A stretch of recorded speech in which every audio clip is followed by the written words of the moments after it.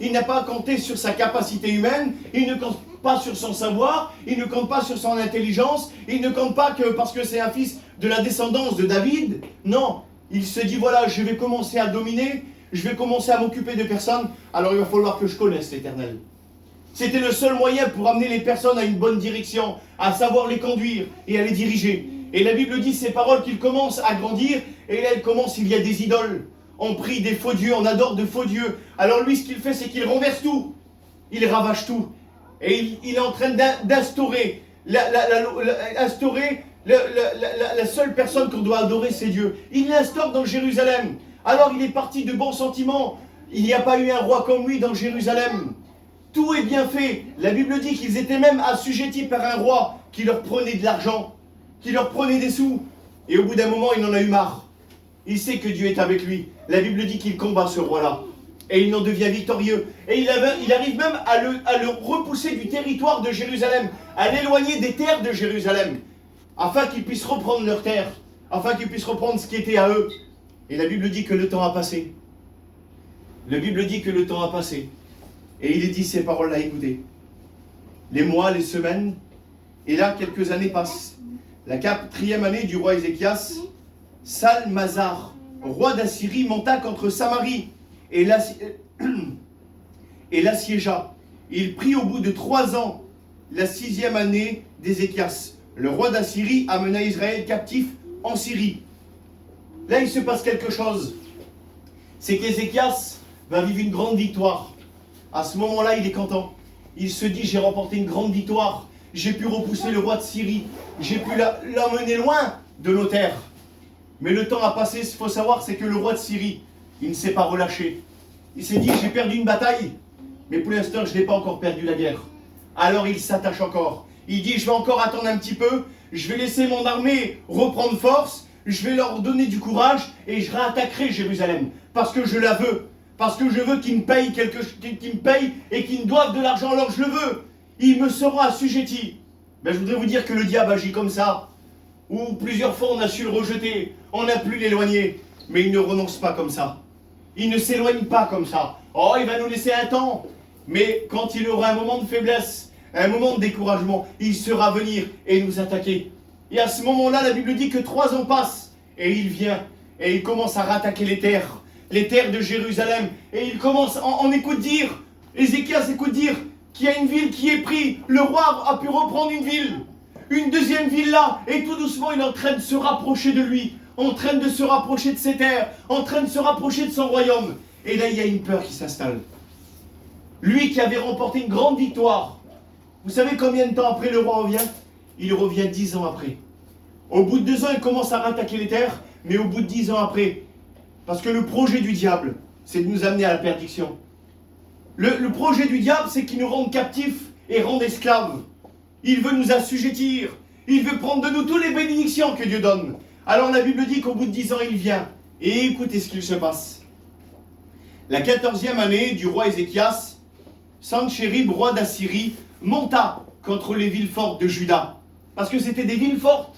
C'est des villes fortifiées où personne n'arrivait à les prendre. Mais à un moment, la Bible dit, il monta contre toutes les villes fortes de Juda et s'en empara. Ézéchias, roi de Juda, envoya dire au roi d'Assyrie, à Lachis, gémit. Il dit, écoutez ce qu'il va dire. Après avoir remporté de grandes victoires, après avoir vécu de belles choses, il va dire ces paroles-là. Il va dire, j'ai commis une faute. Il dit, éloigne-toi de moi. Ce que tu m'imposeras, je le supporterai. Et le roi d'Assyrie imposa à Ézéchias, le roi de Juda, 300 talents d'argent et 30 talents d'or. Imaginez-vous, il a combattu, il remporte la plus belle des victoires, il arrive à l'éloigner, mais à un moment il voit que le roi le rattaque. Et il ne se dit pas, si une première fois j'ai su le gagner, si une première fois j'ai su remporter la victoire, alors je la remporterai encore. Mais la Bible dit quand il a écouté que les villes fortes ont été prises, il a commencé à avoir peur. Et il a commencé à être troublé. Et il s'est dit ces paroles-là. Il a envoyé une lettre à ce roi-là en disant, ne m'attaque pas, c'est bon, je me rends. Comment ça? Après avoir remporté de belles victoires, avoir vu de belles choses, maintenant tu commences à baisser les bras? Et combien le font comme ça? Après avoir vécu de belles choses en Dieu, après avoir marché avec Dieu, après avoir vécu de belles expériences, arriver au dernier moment, se relâcher et baisser les bras et laisser tomber en disant à l'ennemi, tu es plus fort. Alors c'est comme ça qu'on doit agir. C'est comme ça qu'on doit vivre. Mais qu'est-ce que sera notre vie si on laisse au diable encore l'avantage sur nos vies? Il va nous faire de nous des esclaves. Il va faire de nous des gens malheureux, qui ne dormiront pas des nuits, des gens qui souffriront, des gens qui ne trouveront plus le sommeil, des gens qui ne seront plus heureux. Parce que quand lui il vient, il ravage. Le peu de joie qu'une réunion te donne, le peu de joie qu'une réunion t'apporte, quand on part, nous, il revient et il reprend tout. Parce qu'il dit ça, c'est pas pour toi. Toi, tu ne l'auras pas, ça. Ça, moi, je vais te le reprendre. Ça, c'est les richesses, et ça, tu ne les auras pas. Le seul moyen qu'il a de se venger contre Dieu, c'est de prendre tout ce que Dieu nous donne, toutes les bénédictions qu'il nous accorde. Et la Bible dit qu'il se soumet au roi, jusqu'à un moment où vous savez ce que cet homme va faire. La Bible dit qu'il va aller dans la maison de l'Éternel, il va prendre tout ce qui était en or, et il va le donner à ce roi-là. Ce qui était une gloire à Jérusalem, le temple, ce qui se faisait la gloire de Jérusalem, où Dieu y habitait, lui, il va prendre l'or et l'argent de la maison de Dieu, et il va le donner à l'ennemi, parce qu'il n'avait plus le moyen de s'en sortir. Et bien, combien de fois on agit comme ça, où on prend ce qui est de Dieu chez nous, et on le donne à l'ennemi, on lui ouvre la porte en disant, t'es chez toi, prends tout ce que tu as besoin, parce qu'on a peur qu'il nous attaque, on a peur de la maladie, on a peur des problèmes, alors on est prêt encore à fuir. Et c'est pas ce que Dieu nous demande. La Bible dit ces paroles, il dit que celui qui voudra sauver sa vie la perdra. Mais celui qui la perd à cause de moi la retrouvera. Alors je ne veux pas faire cas de ma vie. Aujourd'hui, ce qui m'intéresse, c'est de plaire à Dieu. Amen. Je ne veux pas faire comme cet homme-là, fuir encore. Qu'est-ce qu'on va être? Qu'est-ce qu'on va dire de moi? Qu'est-ce que Dieu va penser de moi? Aujourd'hui, quand tu regardes ta vie, est-ce que tu en es fier ou est-ce que tu as pas honte quand tu lèves les yeux vers Dieu? De savoir qu'en fin de compte, à chaque fois, tu échoues. À chaque fois, tu laisses l'ennemi venir et ravager ta maison. Mais quand tu vas te lever et tu vas te mettre devant ta porte, quand tu vas te lever, tu vas te mettre devant ta maison en disant c'est fini, tu n'auras plus d'accès. Chez moi, tu ne rentreras plus. Amen. À la vie, à la mort. Jusqu'à ma mort, je vais me battre pour garder la vie de Dieu. Parce que ça a de la valeur, c'est ce que j'ai chez moi. Le monde vient et nous met de la boue, nous salit, nous ravage. Mais tout ce que Dieu donne a de la valeur. Et bien moi, je veux me battre. Je veux me battre pour ces valeurs-là. Amen. Je veux qu'il reste chez moi, dans ma maison, pour mes enfants, pour mon foyer. Et s'il faut que je me mette devant la porte et face à l'ennemi, eh bien je le ferai. Parce que lui n'a jamais reçu rien nous apporter. Alors oui, je veux même... C'est ce que Paul va dire. Il dit, je suis prêt à donner ma vie. Ma vie n'a aucune valeur.